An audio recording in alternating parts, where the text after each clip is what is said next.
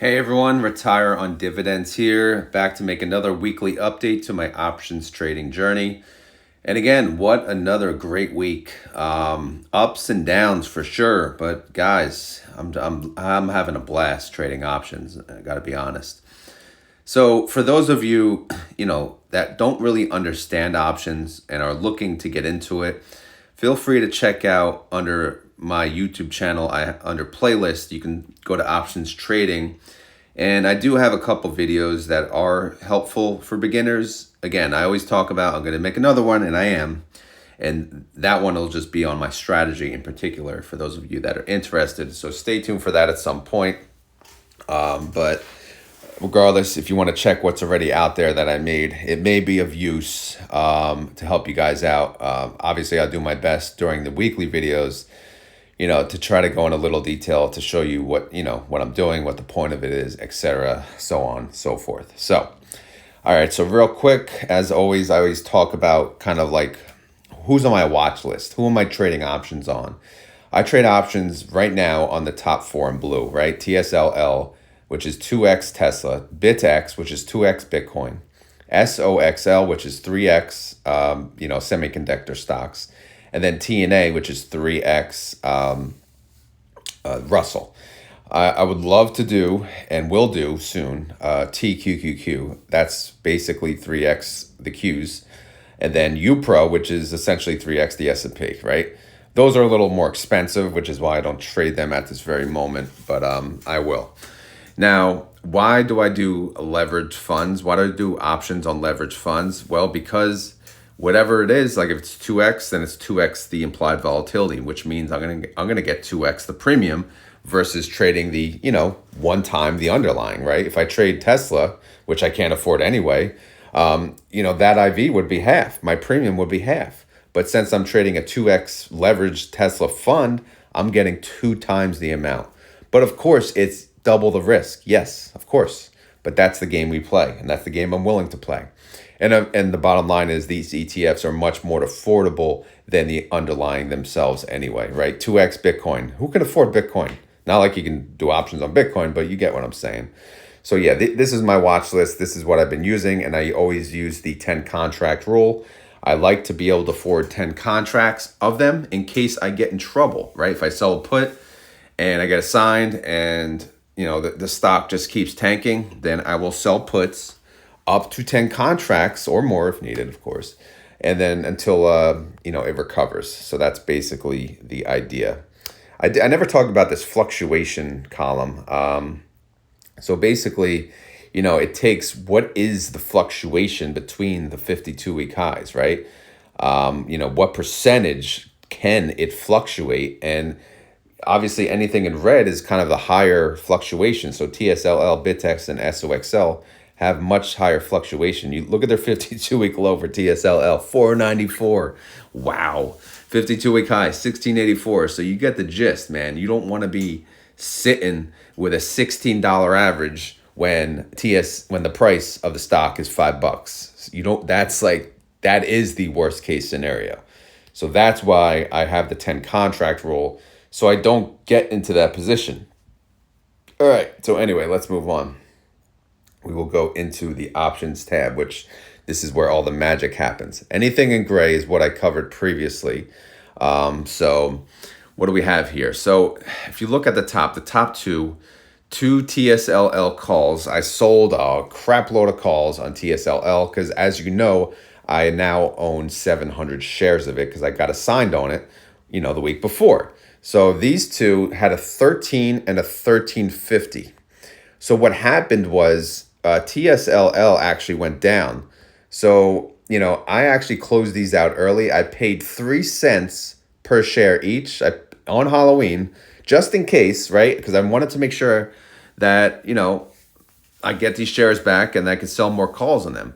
It costs 3 cents, which ends up being $3 each, so $6 in total. However, I actually did not have to do that because TSLL, if we go down here, it did close at 1177. But this was precautionary, and it was worth the expense, in my opinion. All right? It was closer to the expiration, but I did close it early. Again, just in case.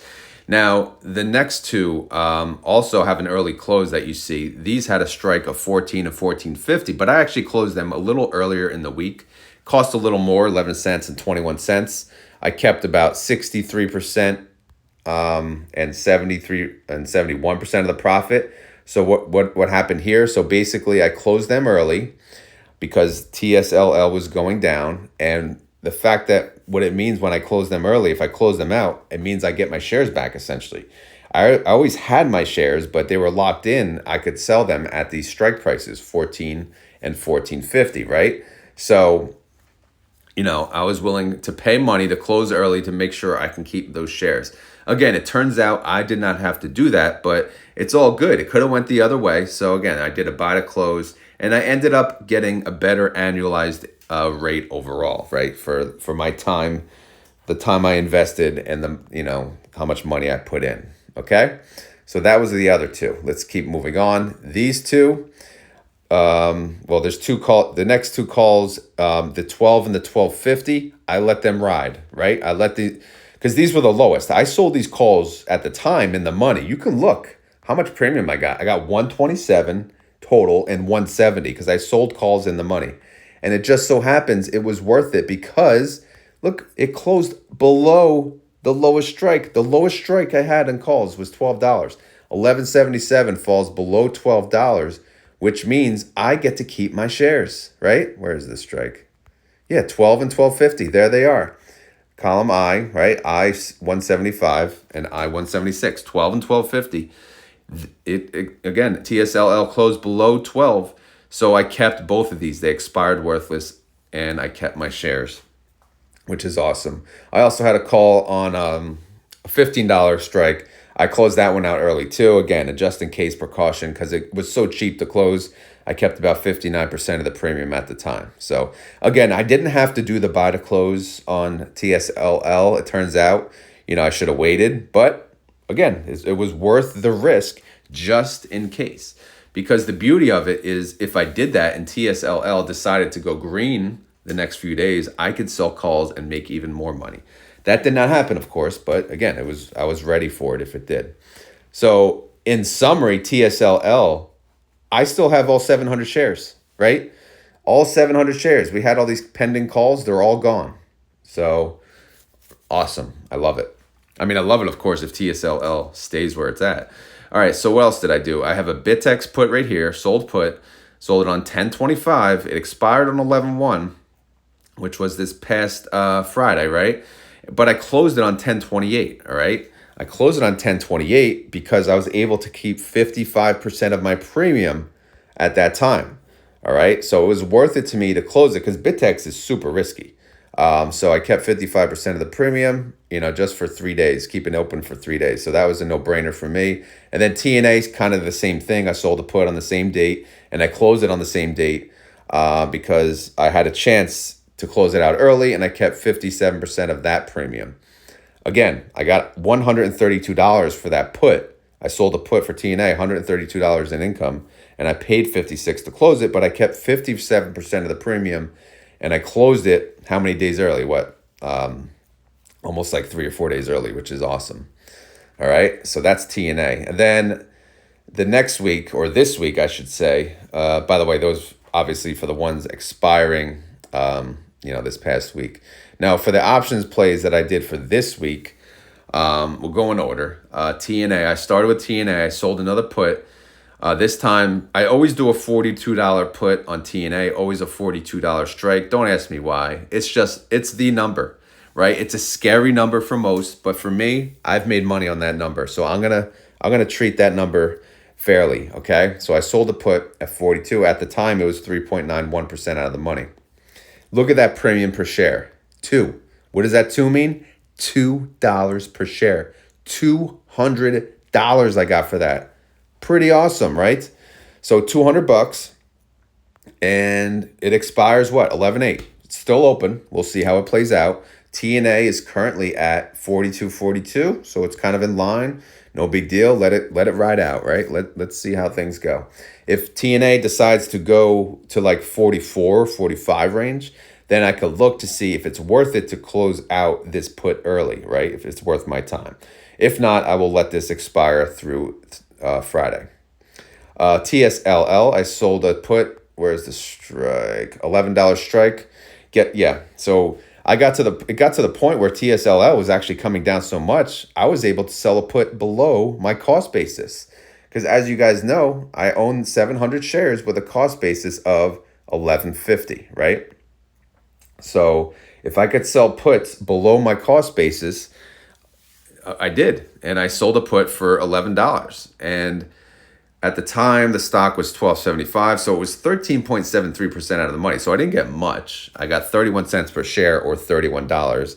Still yielded over 100%, which, again, that's what I kind of strive for with these funds. TSLL, I always strive for over 100% annualized. Some of these others I can accept otherwise because they're more so on the indexes. All right, so that was TSLL. So then I did a put on SOXL. A riskier one, right? It was at $35. I sold at a strike of 33. It was 6% out of the money. That paid, it actually only paid 50 cents per share. So I only got $50 for it. And it turns out I got assigned. Why? Well, again, my strike was 33. SOXL closed at 30. All right. It closed at 30.83, which is below my strike price. So I got assigned 100 shares at $33. So if I go over to my SOXL tab to the top, you see now we now have 100 shares at $33, okay? Okay, that's fine. That's great. Now I could sell calls on it. And I'll sell calls anywhere from $33 strike or higher, depending on how it opens. If it opens green on Monday, that's great. If it doesn't, so be it. Maybe I won't sell calls yet. We'll see how it plays out. So that being said, since I had a 33, I sold a put for 31 because it kept dropping, right? At the time I did the 33, SOXL was 35.15, 6% out of the money. And then it dropped again. SOXL went to 34.21. I'm like, you know what? I'll sell another put for $31 strike, but it's going to go into the next week, expiration date November 8th. At the time, the put was 9.38% out of the money, and I got $1.09 per share, or $109, yielding 142%. This is still open, though. This is still open. But I did sell another put on SOXL. The price of SOXL went all the way down to $29.35.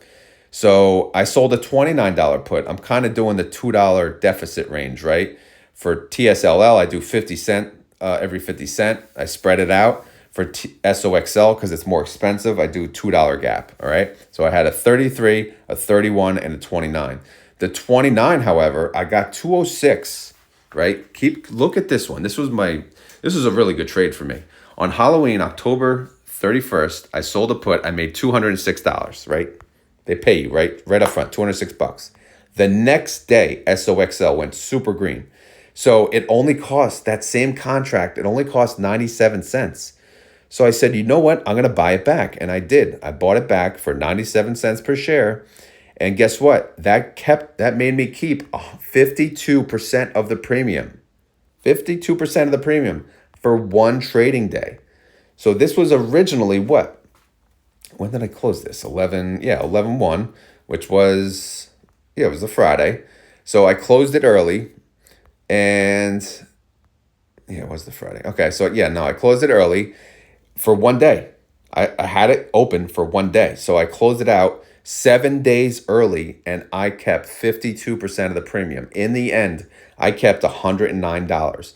So to earn $109 with $2,900 in one day, that annualized yield is 947%. Of course, yes, this is unrealistic expectations to assume that could happen. But again, if you're kind of active and you're doing options actively, these things can fall in your lap. So I got my $2,900 collateral back, and boom, success, $109 in a day. Awesome. All right, last but not least, I sold another TSLL put. I did that one on Halloween. Again, I scatter it every 50 cents, so I did a 10.50 there. And I got $27. So not bad, right? Not bad at all. So, and that yielded 117%. So really, guys, I had a really good week. I mean, I can't complain. I have a lot of fun trading options. It's much more fun than just buying options ETFs. But I do both. I still do both because I don't really have that much time to trade options, as frequent as I want because I do work.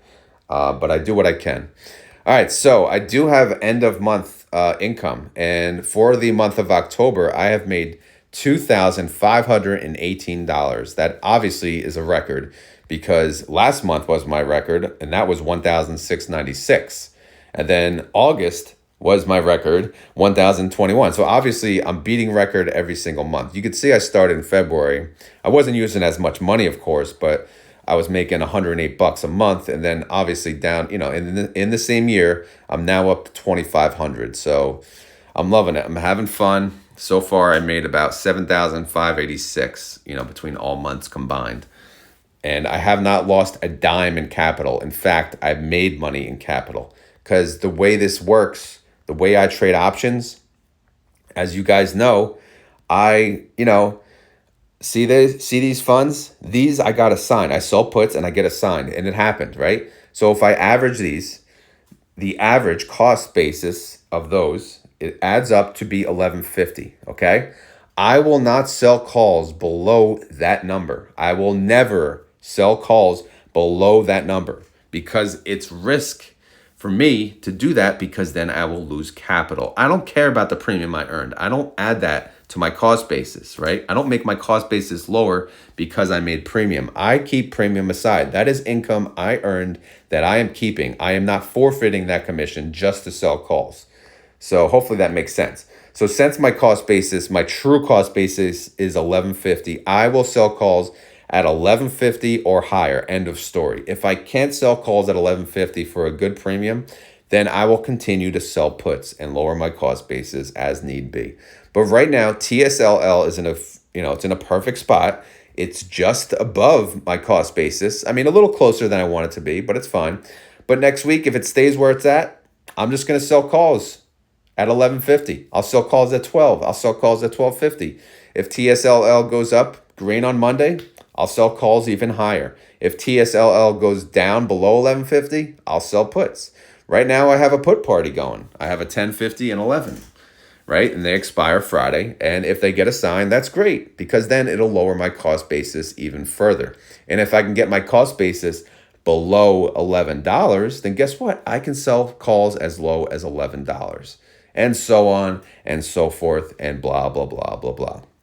So at some point, these are going to get assigned and I have to be okay with it. I know I closed some early because I did want to keep them. But now seeing where the price is, again, I'm going to play it a little more risky. I'm going to sell them probably at my cost basis and expect assignment. But at least I'll have 2 full rounds. Again, I didn't expect to get all 700 shares back, to be honest, but I did. So I'm going to sell calls. I don't know if I'm going to sell calls on all of these next week.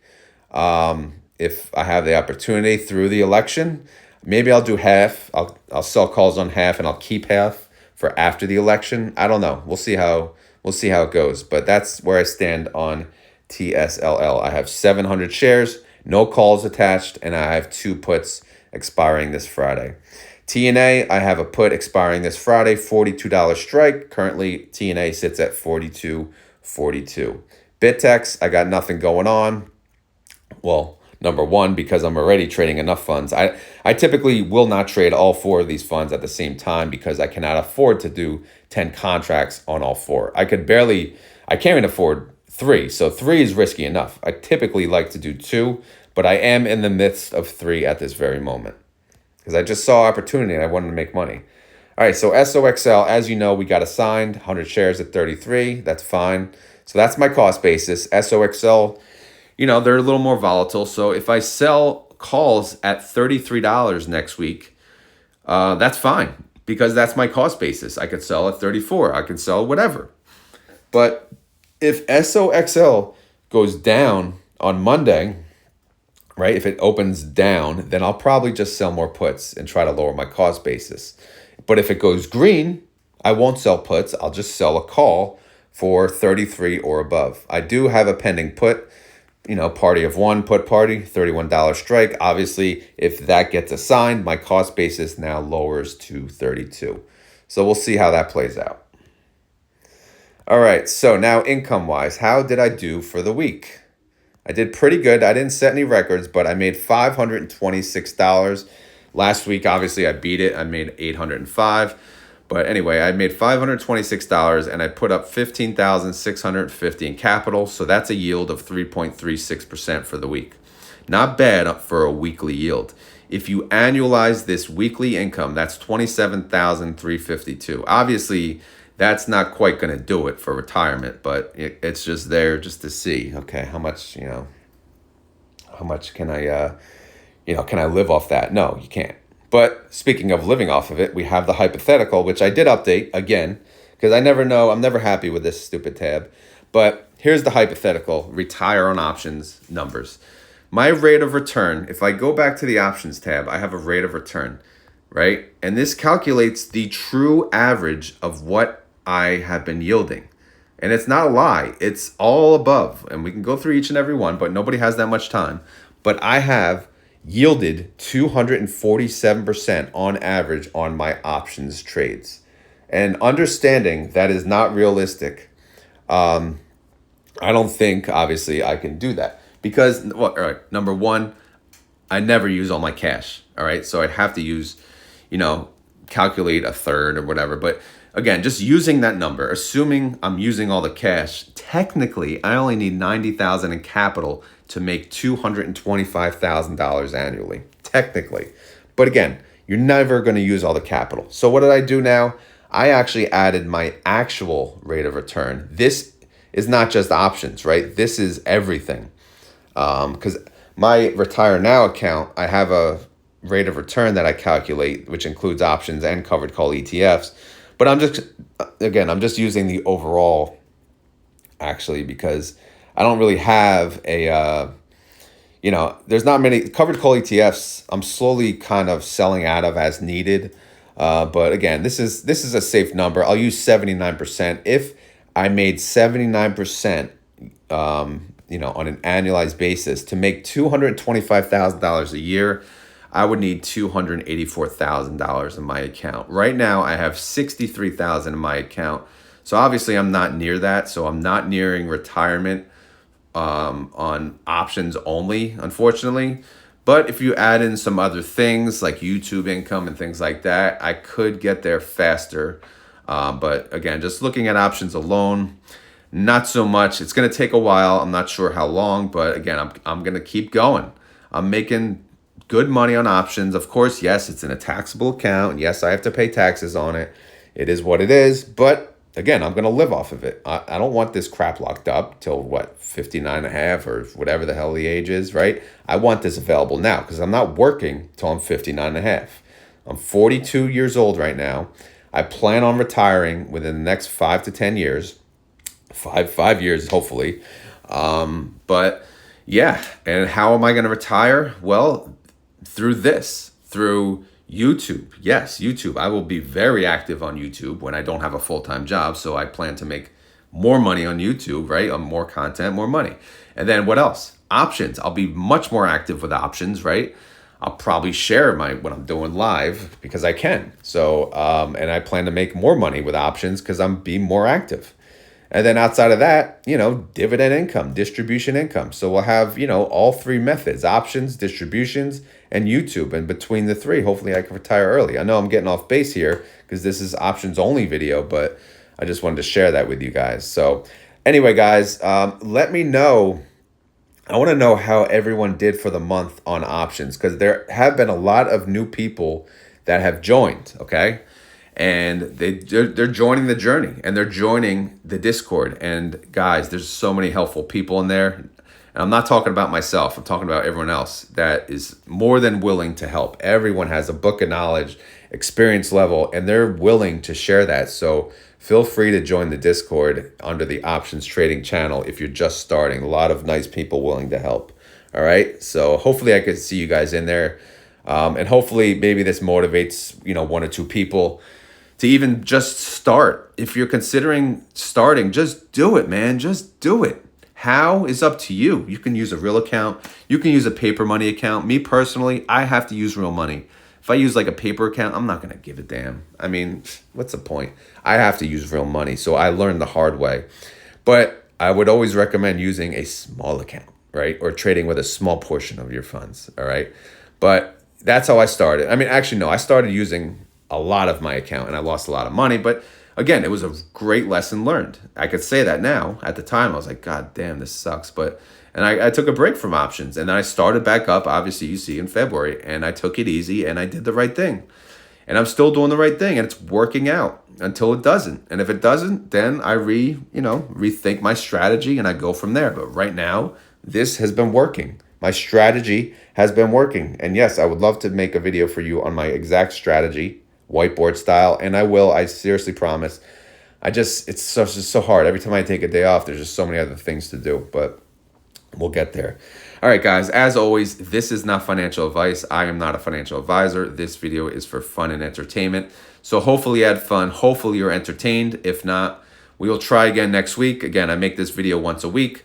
I do make more frequent options trading videos throughout the week when I can for the members only group. So if you're interested in joining that, feel free to click the join button under this video and then you'll see the options from there. But ROD Wolfpack is the one that gets to see the more exclusive videos, we'll say. And I plan to, increase that when I do have more time. Right now, there's not that many, but, I'm just going off for, what people request too from the ROD Wolfpack. So and also, if you enjoy this content, please hit the like button. If you would like to help out this channel further, feel free to share this video in any options trading groups you're in, friends and family who need to learn about it or want to learn about it, or anywhere. It does go a long way.